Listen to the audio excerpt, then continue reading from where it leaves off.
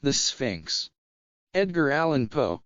During the dread reign of the cholera in New York, I had accepted the invitation of a relative to spend a fortnight with him in the retirement of his cottage Orney on the banks of the Hudson.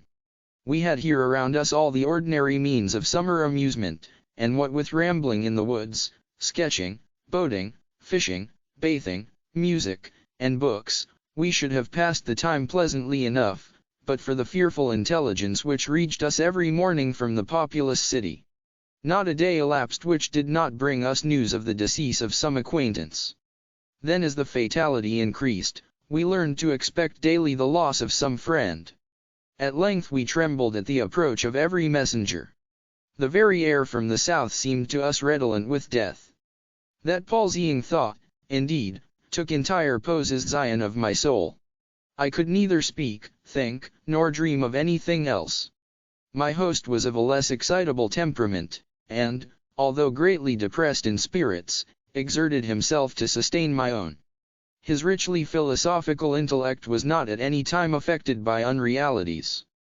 To the substances of terror he was sufficiently alive, but of its shadows he had no apprehension. His endeavors to arouse me from the condition of abnormal gloom into which I had fallen, were frustrated, in great measure, by certain volumes which I had found in his library. These were of a character to force into germination whatever seeds of hereditary superstition lay latent in my bosom.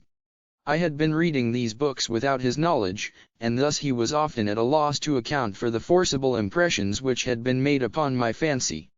A favorite topic with me was the popular belief in omens, a belief which, at this one epoch of my life, I was almost seriously disposed to defend. On this subject we had long and animated discussions, he maintaining the utter groundlessness of faith in such matters, I contending that a popular sentiment arising with absolute spontaneity, that is to say, without apparent traces of suggestion, had in itself the unmistakable elements of truth, and was entitled to as much respect as that intuition which is the idiosyncrasy of the individual man of genius. The fact is, that soon after my arrival at the cottage there had occurred to myself an incident so entirely inexplicable, and which had in it so much of the portentous character, that I might well have been excused for regarding it as an omen. It appalled, and at the same time so confounded and bewildered me, that many days elapsed before I could make up my mind to communicate the circumstances to my friend.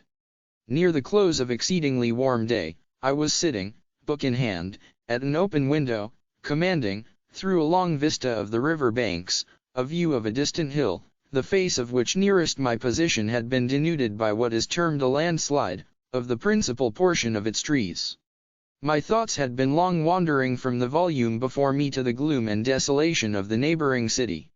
Uplifting my eyes from the page, they fell upon the naked face of the bill, and upon an object, upon some living monster of hideous conformation, which very rapidly made its way from the summit to the bottom, disappearing finally in the dense forest below.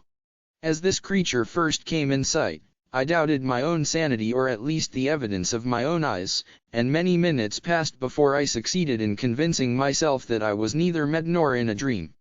Yet when I described the monster, which I distinctly saw, and calmly surveyed through the whole period of its progress, my readers, I fear, will feel more difficulty in being convinced of these points than even I did myself.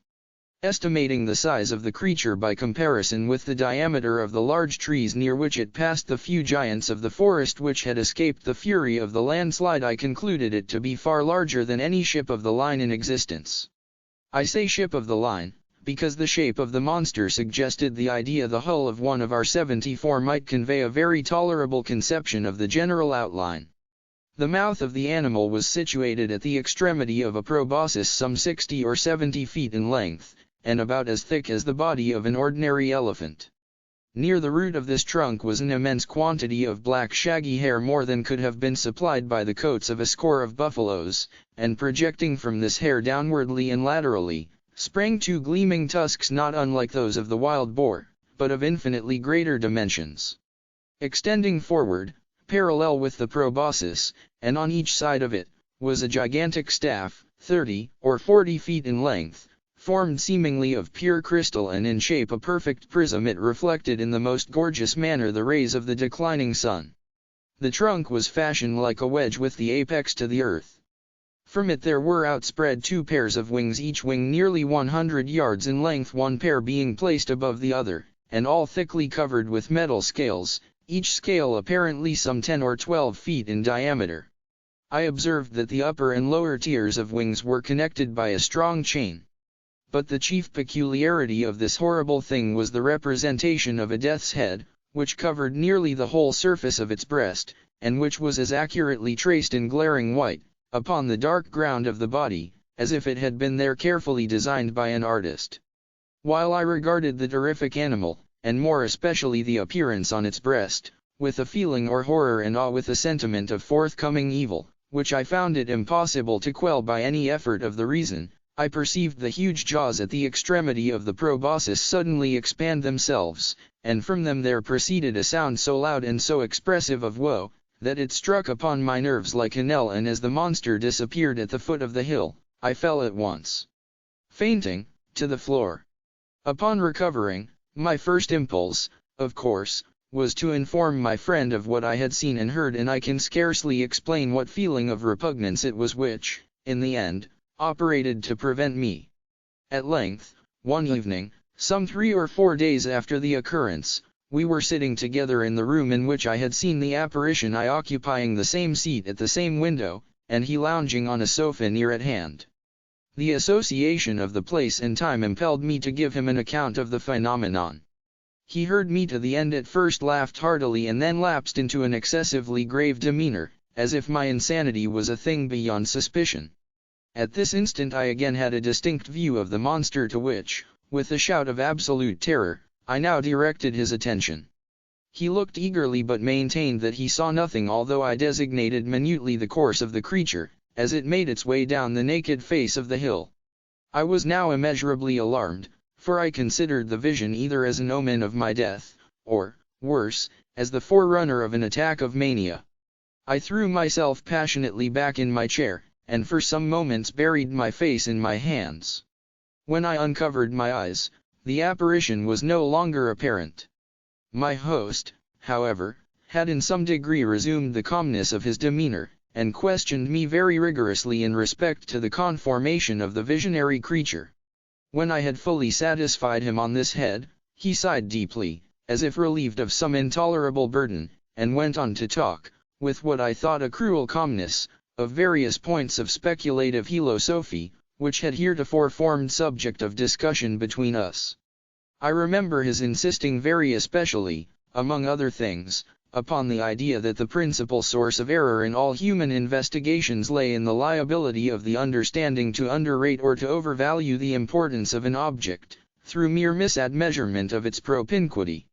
To estimate properly, for example, he said, the influence to be exercised on mankind at large by the thorough diffusion of democracy, the distance of the epoch at which such diffusion may possibly be accomplished should not fail to form an item in the estimate.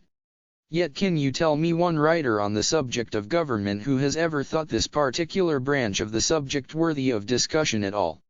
He here paused for a moment, stepped to a bookcase, and brought forth one of the ordinary synopses of natural history. There will be no this inserted audio clip if you buy the software license key or activation key. Requesting me then to exchange seats with him, that he might the better distinguish the fine print of the volume, he took my armchair at the window, and, opening the book, resumed his discourse very much in the same tone as before. But for your exceeding minuteness, he said, in describing the monster, I might never have had it in my power to demonstrate to you what it was. In the first place, let me read to you a schoolboy account of the genus Sphinx, of the family Crepuscularia, of the order Lepidoptera, of the class of Insecta or insects. The account runs thus: 4 membranous wings covered with little colored scales of metallic appearance, mouth forming a rolled proboscis, produced by an elongation of the jaws, upon the sides of which are found the rudiments of mandibles and downy palpi, the inferior wings retained to the superior by a stiff hair, antennae in the form of an elongated club, prismatic, abdomen pointed. The death's-headed sphinx has occasioned much terror among the vulgar, at times, by the melancholy kind of cry which it utters, and the insignia of death which it wears upon its corslet. He here closed the book and leaned forward in the chair, placing himself accurately in the position which I had occupied at the moment of beholding the monster. "Ah, here it is," he presently exclaimed. "It is reascending the face of the hill, and a very remarkable looking creature I admit it to be.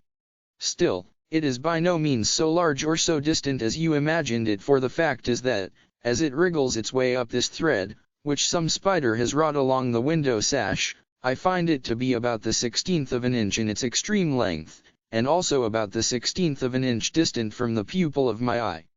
The end.